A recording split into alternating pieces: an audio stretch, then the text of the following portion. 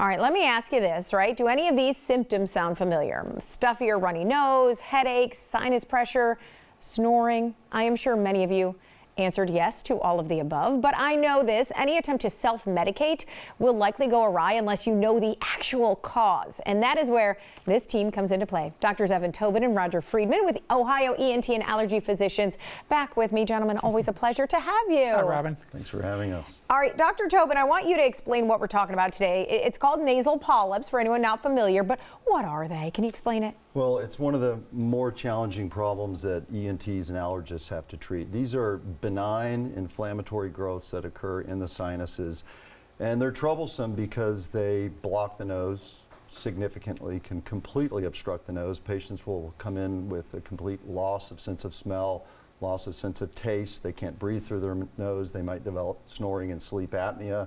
I mean, they really truly feel awful.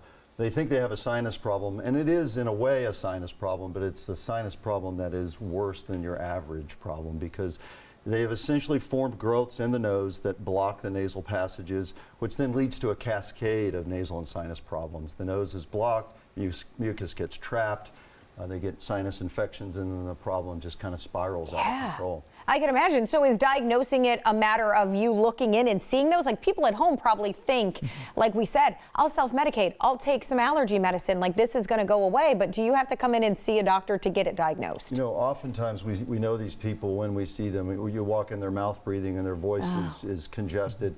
And yes, we look in the nose and immediately we'll see these kind of pale growths in the nose that we call polyps, and we confirm the diagnosis with a scope or a CT scan, and then we begin further evaluation and try to look for causes, and that's not always easy. Yeah, I was going to say, Dr. Friedman, then talk about that. Then what's causing it? Can we figure it out? It's complex. It's not a simple thing.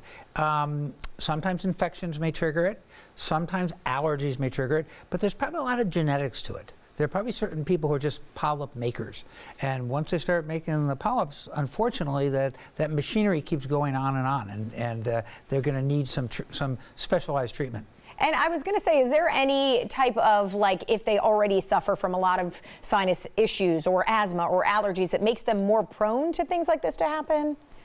It's a little bit the opposite. Okay. It's a little bit in that there's lots of conditions where polyps are associated with now asthma, with aspirin sensitivity. They're associated with chronic rhinosinusitis. And then if you have polyps, it's much more severe. We call it a different endotype. And so it requires way different treatment than our usual, taking in antihistamine just isn't going to be enough. Isn't going to be enough. Okay, so if we talk about treatment options, I know there are quite a few.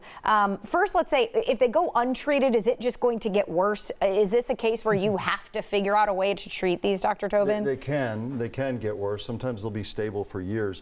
There's a few red flags that we look for too. Children, for sure. If we find polyps in children, we've got to evaluate that because they rarely can be associated with tumors, malignancies, cystic fibrosis. Fortunately, very rare, but any child who's not breathing through his nose is someone that needs to be evaluated.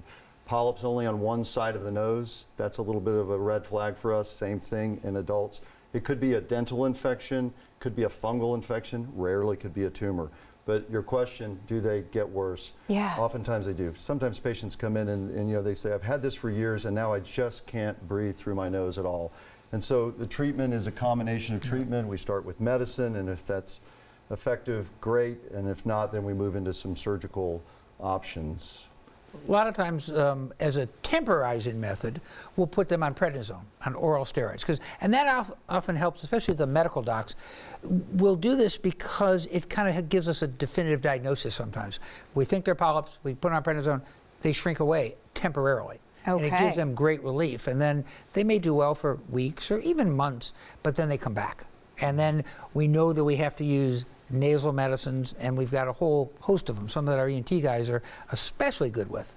Yeah, and I know that surgery, as you mentioned, Dr. Tobin, is a actual treatment for this, right? I mean, do a lot of people have to get them taken out?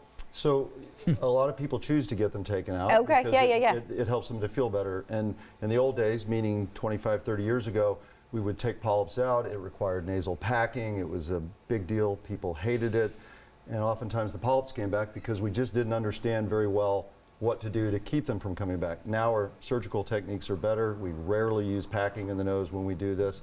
And then we have good treatment options. We'll put people on steroid rinses or high-dose steroid sprays to try to keep them from coming back.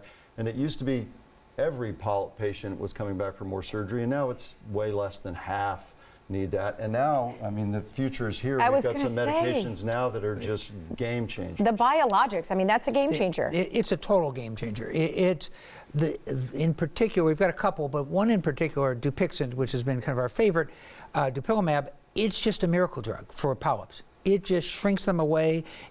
After they've had surgery, it keeps them away. And there's some patients patients, you know, I hate to tell this to my ENT guys, that sometimes they may not need surgery. We can prevent surgery by them if we catch them early enough and if we're lucky enough. Now, one of the problems with Dupixent is it's a long-term treatment. Yeah. And you're getting, you know, a shot at home every 2 weeks, and they are very expensive treatments. They're not inexpensive.